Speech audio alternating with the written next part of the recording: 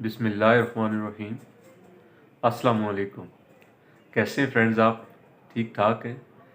आज हम जो मौजू पढ़ने जा रहे हैं वो है शनाख्त परेड या आइडेंटिफिकेशन परेड। आइडेंटिफिकेशन परेड को कानून शहादत 1984 का आर्टिकल 22 डील करता है। अब आइडेंटिफिकेशन परेड के जो इसका जो लफ्ज़ है, इसी से ये ज़ाहिर होता है कि ये किसी भी शख्स को उसकी शनाख्त करने के लिए, उसकी आइडेंटिटी प्रूव करने के लिए जो है एक प्रोसेस है। अब आइडेंटिफिकेशन परेड जो है ये कब की जाती है? जब किसी जुर्म का इर्तिकाब हो और जिस मुल्ज़म ने वो जुर्म किया हो वहाँ पर मौजूद गवाहान ने उसको देखा हो, लेकिन वो गवाहान उस मुल्ज़म को जानते ना हों। When accused is not known previously by the witnesses, तो इस अमल के लिए उसकी आइडेंटिटी, रियल कल्प्रिट की आइडेंटिटी को प्रूव करने के लिए हमें आइडेंटिफिकेशन परेड के अमल से गुजरना पड़ता है।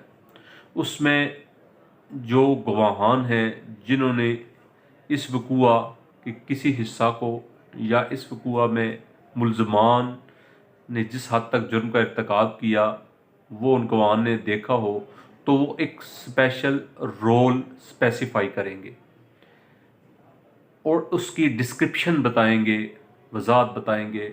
और अगर उन्होंने उस मुल्ज़म को देखा है तो उसके फीचर्स, उसके हदोफाल, उसका कद काट कैसा था, उसका हुलिया क्या था, वो डिस्क्रिप्शन पुलिस को देंगे।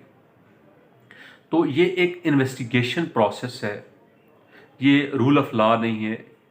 इसे आप रूल ऑफ ज्यूरिस्प्रूडेंस कह सकते हैं, रूल ऑफ प्रूडेंस कह सकते हैं। तो इन्वेस्टिगेशन प्रोसेस का हिस्सा होने की वजह से ये ट्रायल के दौरान कंडक्ट नहीं की जा सकती, ये इनिशियल स्टेज के ऊपर, इन्वेस्टिगेशन स्टेज के ऊपर ही कंडक्ट की जा सकती है। इसका मकसद ये होता है ताकि असल कल्प्रिट तक पहुंचा जा सके। जब मुल्ज़मान नामज़द नहीं होते, नामालूम मुल्ज़मान होते हैं, तो मुल्ज़मान का मालूम करने और उनका जो हदोफाल फीचर्स बताए जाते हैं उसके मुताबिक पुलिस एक खाका तरतीब दे लेती है और उस खाके के ऊपर जो लोग पूरे उतरते हैं तो वही मुल्ज़मान जो है पुलिस गिरफ़्तार करती है। बाद इस गिरफ़्तारी उन्हें पुलिस अपनी कस्टडी में रख कर फ़ौरन within no time 24 hours के अंदर मैजिस्ट्रेट साहब के सामने पेश किया जाता है।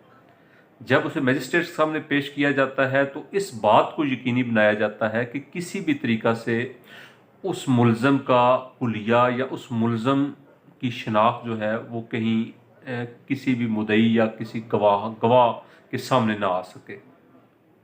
तो उसके लिए उसे मफल्ड किया जाता है, उसके चेहरे के ऊपर एक निकाब डाला जाता है। आपने देखा होगा कि जब निकाब डाल के उसको पेश किया जाता है मैजिस्ट्रेट साहब के सामने, तो जब पेश किया जाता है तो मैजिस्ट्रेट से वो जो है वो रिमांड नहीं लिया जाता, बल्कि उसे डायरेक्ट जो है वो जुडिशल रिमांड के ऊपर भेज दिया जाता है, जेल में भेज दिया जाता है और अप्लाई कर दिया जाता है उसकी शनाख्त परेड के प्रोसेस के लिए। अब शनाख्त परेड की जो डेफिनेशन है रेलेवेंट और इरेलेवेंट फैक्ट्स से मुतल्लिक, वो आर्टिकल 22 डील करता है, लेकिन इसका जो प्रोसेस है, प्रोसीजर है, वो सारा high court rules and regulations में जो है वो दिया गया है। अब वो क्या है? वो ये है कि एक तो पुलिस जब अप्लाई करेगी तो मैजिस्ट्रेट साहब इसको कंडक्ट करेंगे और वो मैजिस्ट्रेट 10 दिन या 15 दिन से ज़ायद टाइम जो है वो आइडेंटिफिकेशन परेड के लिए मखसूस नहीं करेगा। वैसे तो ये है कि as soon as possible, minimum time के अंदर, कम से कम टाइम के अंदर जो है वो शनाख्त परेड जो है उसको हेल्ड किया जाए। लेकिन मैक्सिमम लिमिट जो है वो 10 दिन या 15 दिन, इससे ऊपर नहीं हो सकती। अगर इससे ऊपर हो जाए तो वो एविडेंशियल वैल्यू खो बैठती है। इसके पीछे जो मकसद है वो मकसद ये है कि इंसान जो गवाह है उसकी मेमोरी का भी इशू होता है कि वो कहीं इस चीज़ को फॉरगेट कर दे, भूल जाए।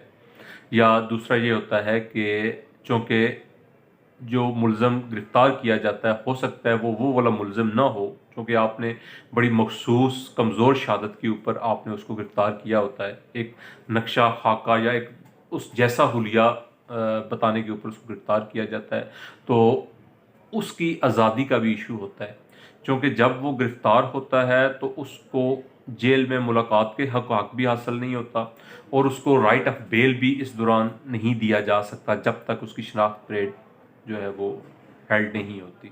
तो इन मामलात को मद्देनज़र रखते हुए एक मखसूस टाइम दिया गया है, एज़ सून एज़ पॉसिबल इसको हेल्ड किया जाए। अब प्रोसीजर के मुताबिक उसी जेल के अंदर ये 9 या 10 लोग की एक डमीज़ उस जैसा हुलिया मिलता जुलता वो ले लिए जाते हैं। मुलज़म को मिला के वो 10 लोग होते हैं, अदरवाइज़ 9 मज़ीद लोग लिए जाते हैं। उनको एक लाइन में खड़ा किया जाता है और मुलज़म की मुख्तलिफ़ औक़ात में तरतीब जो है वो नंबर उसका 1 पे, 5 पे, 6 पे इस तरह तब्दील कर दिया जाता है।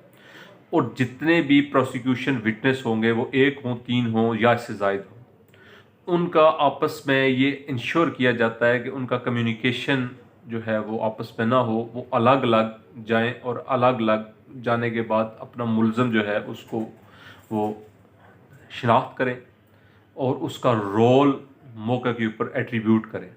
और ये सारी कार्रवाई मजिस्ट्रेट साहब की मौजूदगी में होती है, जेल के अंदर होती है या किसी ऐसी जगह जिसको जेल करार दिया जाए वहाँ पे होती है, और मजिस्ट्रेट साहब इसकी जो है वो कार्रवाई को जो है वो इंडोर्स करते हैं, सारा तहरीर करते हैं।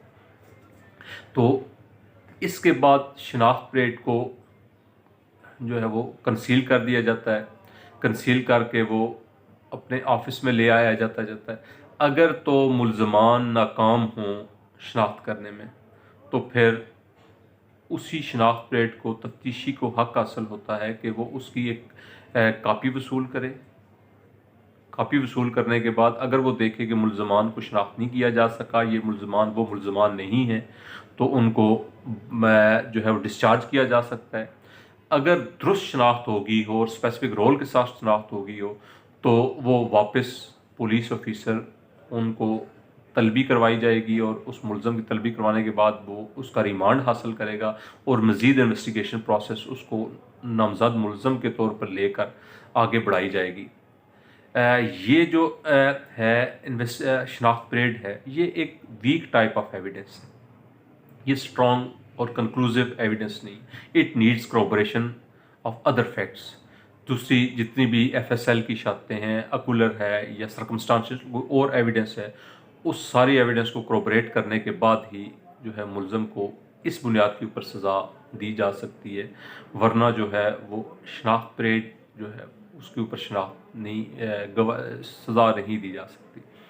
इसके अलावा जो आइडेंटिफिकेशन परेड है, ये उस वक्त अपनी एविडेंशियल वैल्यू खो देती है जब इसके ऊपर एतराज़ आ जाए या एतराज़ प्रूव हो जाए कि इस इन्वेस्टिगेशन के प्रोसेस के दौरान मुलज़म को जो है वो इससे कबल ही किसी वक्त मुद्दई को दिखा दिया गया है या अमूमन मुद्दई ने उससे पहले देख लिया है, तो वो शनाख्त परेड का अमल जो है वो ला हासिल हो जाता है।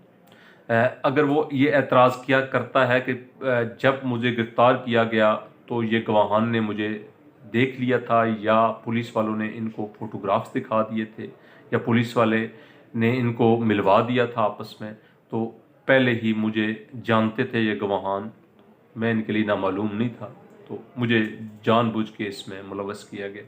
तो अदरवाइज़ ये एक पॉइंट है। दूसरा, अगर विद इन स्पेसिफाइड 15 डेज़ के अंदर ये हेल्ड नहीं की गई या अदरवाइज इसमें कोई रोल डिस्क्राइब नहीं किया गया, तो ये अपनी एविडेंशियल वैल्यू खो देगी, और इसकी बुनियाद पर मुलज़म बेल हासिल करने में भी कामयाब हो जाएगा, और मुलज़म मज़ीद जो है वो उसकी कन्विक्शन भी इस बुनियाद पे नहीं की जा सकती। तो अमूमन जिन केसेस में असल कल्प्रिट वो सामने नहीं आता, तो असल कल्प्रिट को सामने लाने के लिए ये एक इन्वेस्टिगेशन प्रोसेस है जो किया जाता है, और वो high court rules and order में इसका सारे का प्रोसीजर मौजूद है।